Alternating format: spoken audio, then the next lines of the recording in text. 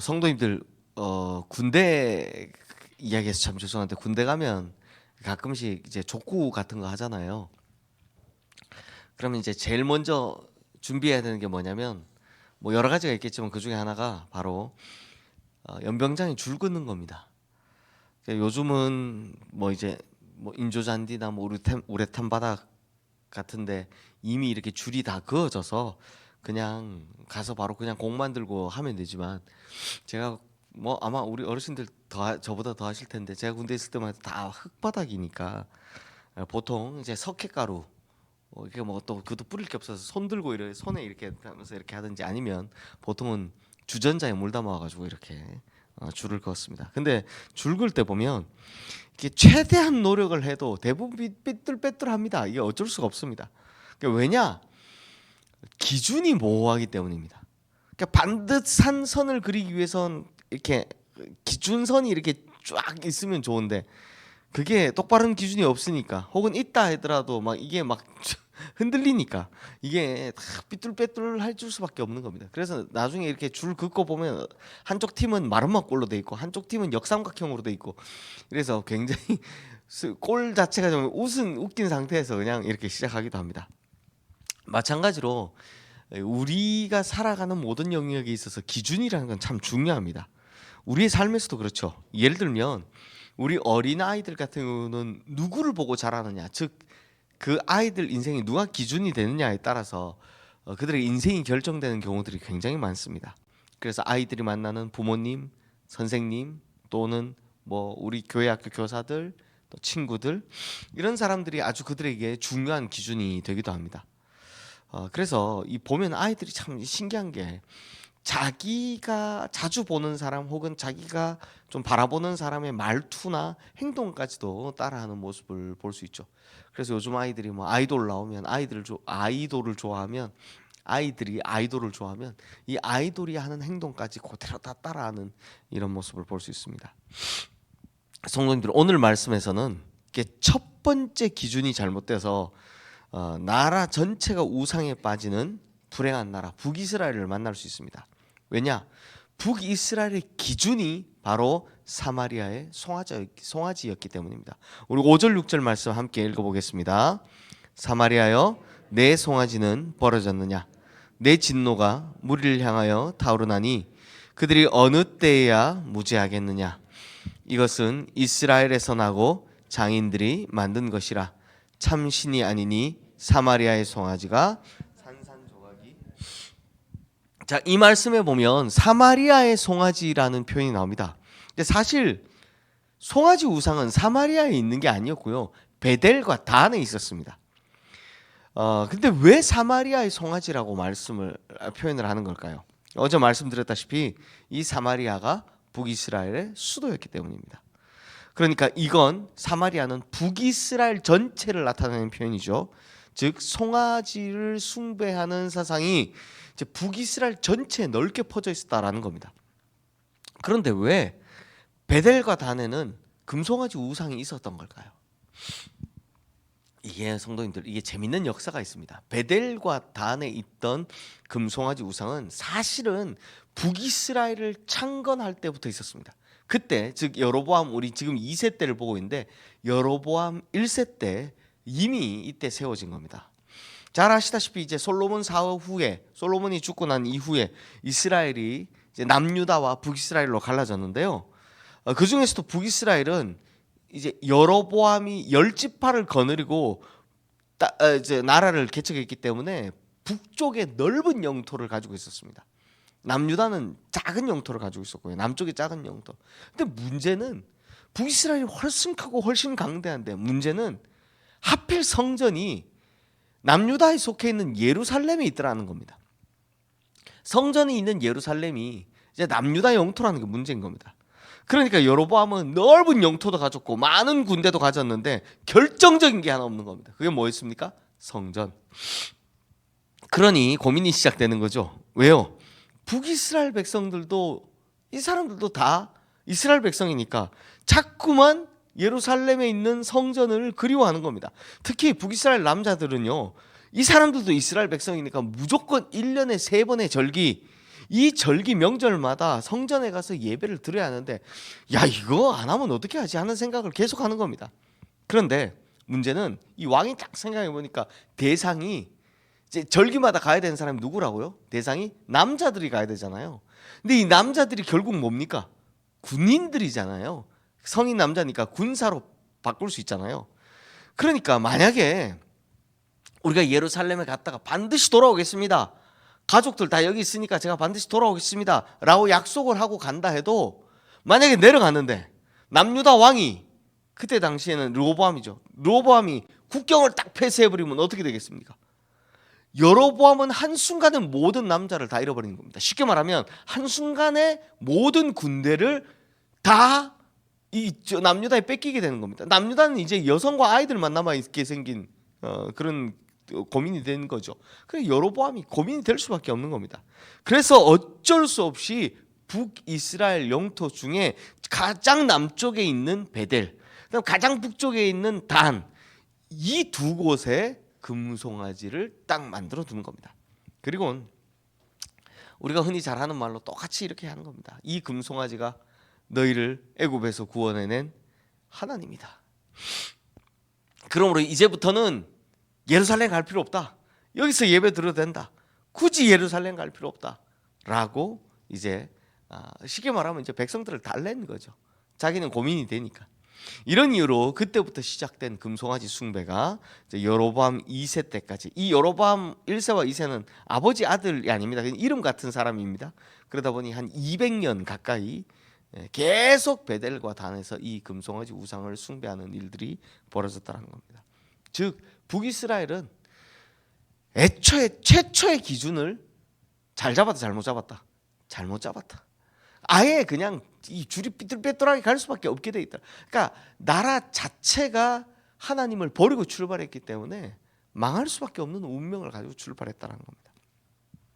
그래놓고 이 사람들이 뭘 하냐? 이제 금송아지 숭배하는 그곳 베델과 단에 있는 그곳을 여호와의 성전이다라고 거짓말을 하는 겁니다. 우리 1절 말씀 함께 읽겠습니다. 나팔을 내 입에 댈지어다.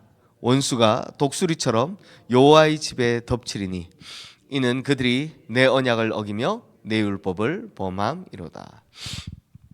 아니 금송아지 세워놓고 거기가 여호와 하나님이라 그러면 그게 어떻게 성전이 됩니까?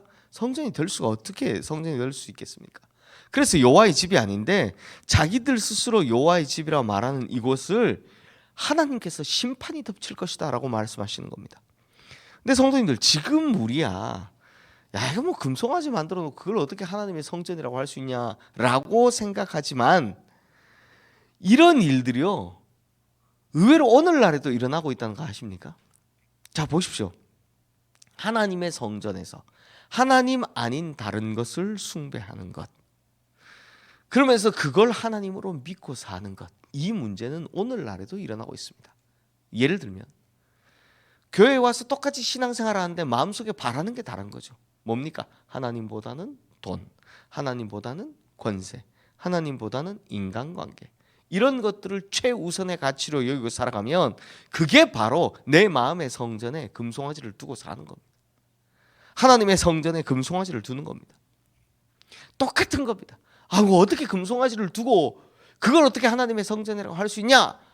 이 사람들 참 이해 안 된다라고 하지만 정작 우리 마음속에도 하나님의 자리에 돈이 있거나 권세가 있거나 사람이 있다면 그게 바로 금송아지를 모시고 하나님이다라고 하는 것과 똑같은 것이다라는 겁니다. 그러니 성도님들, 우리 속에 하나님 아닌 다른 것을 두고 하나님이라고 하는, 그냥 하나님 하는데 바라는 것은 정작 정 다른 것을 하는 이런 이중적인 신앙생활을 하고 있는 것은 아닌지 우리 스스로 정직하게 돌아봐야 한다는 겁니다. 성도님들, 북이스라엘은 이런 짓을 200년 동안이나 해왔습니다. 근데 생각해보면 여로보암이 잘못되었다면 그 다음 일어나는 어떤 왕이라도 그 왕들 많았지 않습니까? 그 누구라도 이걸 좀 고쳐야 되지 않습니까? 하지만요, 북이스라엘은 멸망할 때까지 성경에서 하나님 앞에 선하다라고 불리는 왕이 한 명도 없었습니다. 아무도 그런 노력을 하지 않았습니다. 왜냐? 이 자기가 가진 힘을 잃어버릴까 봐, 이 군사를 잃어버릴까 봐. 그 때문에 전부 다 하나같이 이 힘, 이 권세가 하나님이었기 때문에 하나같이 이걸 또 돌이키지 않은 겁니다. 다 우상 숭배를 했고요. 결국은 그것 때문에 하나님께 심판을 당하게 되더라라는 겁니다. 자, 이제 4절 말씀 함께 읽겠습니다. 그들이 왕들을 세웠으나 내게서 난 것이 아니며 그들이 지도자들을 세웠으나 내가 모르는 바이며 그들이 또 그 은금으로 자기를 위하여 우상을 만들었나니 결국은 파괴되고 말리라. 북이스라엘에 여러 왕들이 있었습니다. 근데 하나님께서 뭐라고 하냐? 뭐라고 말씀하시냐? 그들은 내게서 난 왕이 아니다 라고 말씀하시는 겁니다. 자기들끼리 왕이라고 이야기하고 막 내가 왕이니 누가 왕이니 하고 있지만 사실 북이스라엘은요 10개 지파가 있다 보니까 쿠데타도 엄청 많이 일어납니다. 뭐 하면 바뀌고 뭐 하면 바뀌고, 심지어 어떤 사람은 나중에 보면 일주일 하고 왕 바뀌는 일들도 생깁니다. 근데 하나님께서 뭐라고 합니까? 금송아지 숭배하는 자들을 내가 어떻게 왕이라고 하느냐 라고 말씀하는 겁니다. 모른다 라고 말씀하는 겁니다. 성도님들이 이거 굉장히 무서운 말씀입니다. 우리도 마찬가지일 수 있기 때문에 죄송합니다. 우리도 마찬가지일 수 있기 때문입니다. 만약 우리가 하나님 대신에 다른 것을 하나님 자리에 두고 산다면, 그래놓고 하나님을 잘 믿는 척하고 산다면 하나님 똑같이 말씀하실 것이다라는 겁니다. 뭐라고요? 돈을 숭배하고 사람을 숭배하고 권력을 숭배하는 사람을 내가 어찌 세웠다 할 수 있겠냐? 나는 그를 모른다. 성도님들, 만약 우리가 열심히 신앙생활을 했는데 그 내 속에 있는 금송아지 우상 제거하지 못하고 살다가 심판날 하나님 앞에 딱 섰는데 하나님께서 너 누구냐? 난 너를 모른다 라고 말씀하시면 이 얼마나 당황스럽겠습니까? 제가 평생 목회를 막 열심히 한다고 했는데 사실 알고 보니 제 마음속에 만약에 딴 게 있었다, 딴 걸 바라고 있었다. 그래서 평생 하나님 앞에 목회하고 나는 막 영광스럽게 하나님 앞에 간 줄 알았는데 하나님 딱 섰는데 하나님이 너 누군데? 난 너를 세운 적도 없고 난 네가 누군지도 모른다 라고 말씀하시면 그 얼마나 비참한 일입니까? 그때는, 그 심판 때는 두 번의 재심이 없기 때문입니다. 그러니 성도님들, 우리 안에 철저하게 하나님 아닌 다른 우상들을 제거하고 살아갈 이유가 바로 이거라는 겁니다. 그날에 우리가 하나님을 딱 만나게 되면 오히려 하나님께 칭찬받고 인정받아야 되지 않겠습니까? 참 잘했다, 충성된 종아, 이 소리 들어야 되지 않겠습니까? 우리 계속해서 8절 말씀 함께 읽겠습니다. 이스라엘은 이미 삼켜졌은즉 이제 여러 나라 가운데 있는 것이 즐겨 쓰지 아니하는 그릇 같도다. 자, 하나님께서 드디어 북이스라엘을 보고 뭐라고 말씀하십니까? 즐겨 쓰지 않는 그릇. 성도님들, 집에 대개마다 그릇들 많으십니까? 그릇들 있으시죠? 네. 그런데 우리 집에 그릇이 수십 개가 있어도 제가 이거 설교 준비하면서 한번 이렇게 찬장이라 그러나요? 이걸 한번 참 들여다봤습니다.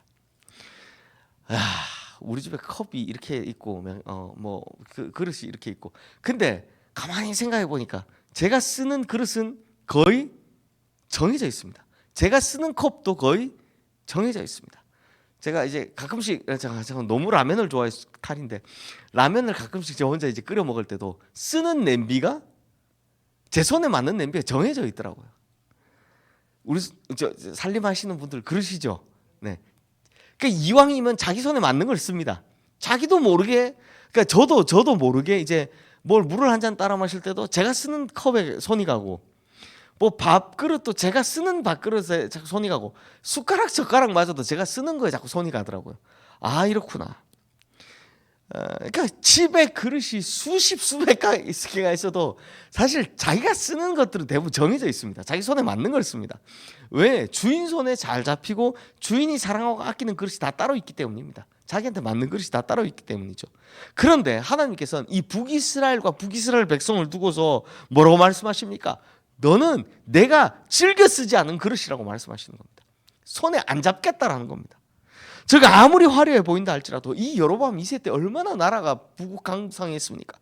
그런데 하나님 손에 잡히지 않는 그릇은 결국은 뭡니까? 주인에게 쓸모없는 거다라는 겁니다. 참으로 비참한 일이 아닐 수 없습니다. 나는 잘 준비됐다, 나는 화려하다, 나는 쓸만하다라고 생각했는데 하나님께서 난 너 필요 없다라고 말씀하시면, 야, 이거보다 비참한 일이 어디 있겠습니까? 그러므로 성도님들, 하나님께서 즐겨 쓰시는 그릇이 되려면 기본적으로 갖춰야 되는 게 있습니다. 뭡니까? 그릇을 쓰려면 그릇에 기본적으로 갖춰야 되는 것, 깨끗해야 됩니다. 이쁘다고 소용이 있는 게 아닙니다. 이뻐도 더러우면 안 씁니다. 먼지 잔뜩 쌓여 있으면 안 씁니다. 기본적으로 그릇은 깨끗해야 됩니다. 마찬가지로 하나님께서 우리를 즐겨 쓰시는 그릇으로 우리가 즐겨 쓰는 그릇이 되려면 그 영혼이 맑고 깨끗해야 한다는 겁니다. 사람은 한치의 사람 속도 모르지만 하나님은 사람의 깊은 속마음까지도 다 알고 계신 분이십니다. 그러니 우리가 생각하는 것, 계획하는 것 무엇인지 하나님이 다 알고 계시죠. 그러니 하나님께서 우리 속마음을 다 들여다보셔도 우리가 부끄럽지 않도록 우리 마음을 정결하게 유지하는 것, 이게 필요하다는 겁니다. 그러나 반대로 하나님께서 즐겨 쓰지 않는 그릇이 된다면 그 결말이 어떻게 되는지 우리 9절 말씀 함께 읽겠습니다. 그들이 홀로 떨어진 들나귀처럼 앗수르로 갔고 에브라임이 값주고 사랑하는 자들을 얻었도다. 자, 홀로 떨어진 들나귀처럼, 그러니까 쉽게 말하면 혼자 날뛰는 들나귀처럼 이리저리 뛰어다닌다. 왜요? 지금 제가 어제도 잠깐 말씀드렸지만 아수르와 이집트 사이에 낀 북이스라엘, 근데 어느 쪽도 받아주지 않거든요. 그러니까 혼자 뛰는 망아지처럼, 그 들나귀처럼 그렇게 이리 뛰고 저리 뛰고 쫓아다닌다는 겁니다. 즉 북이스라엘을 하나님께서 버려버리시니까 결국에는 이쪽도 아니고 저쪽도 아니고 어디를 가지를 못해서 뛰는 겁니다. 그래서 나중에 보면 어떻게 되냐, 아수르에 갔다가 많은 돈 바치고 조공으로 바치고 보호를 요청하지만 결국 아수르에 의해서 망하게 됩니다. 다시 말하면 하나님께서 버려버리신 이 북이스라엘의 비참한 현실을 이렇게 날뛰는 망아지로, 들나귀로 고발하는 거죠. 그러므로 성도님들, 우리 역시 하나님 손에 잡히는 쓸모있는 그릇이 되지 못하면 이렇게 비참한 결말을 맞이하게 된다는 겁니다. 그러니 하나님께서 기원전 8세기의 호세아를 통해 말씀하신 이 그릇의 비유가 우리의 현실이 되지 않기를 바랄 뿐입니다. 그러니 우리 성도님들, 때로는 부족함도 있고 때로는 넘어짐도 있고 하지만 깨닫는 즉시로 돌이키고 뉘우쳐서 하나님 손에 쓰임받는 즐겨 잡히는 그릇이 되시기를 주님의 이름으로 축원합니다. 그러기 위해선 가장 중요한 것이 우리의 마음이 하나님께로 있어야 하고 우리의 영혼이 깨끗해야 하는 것이니 늘 하나님께 돌아가서 하나님 손에 붙들림 받는 우리 모든 성도님들 되시기를 주님의 이름으로 축원합니다. 이 시간 오늘 주신 말씀 기억하며 우리 함께 기도하겠습니다.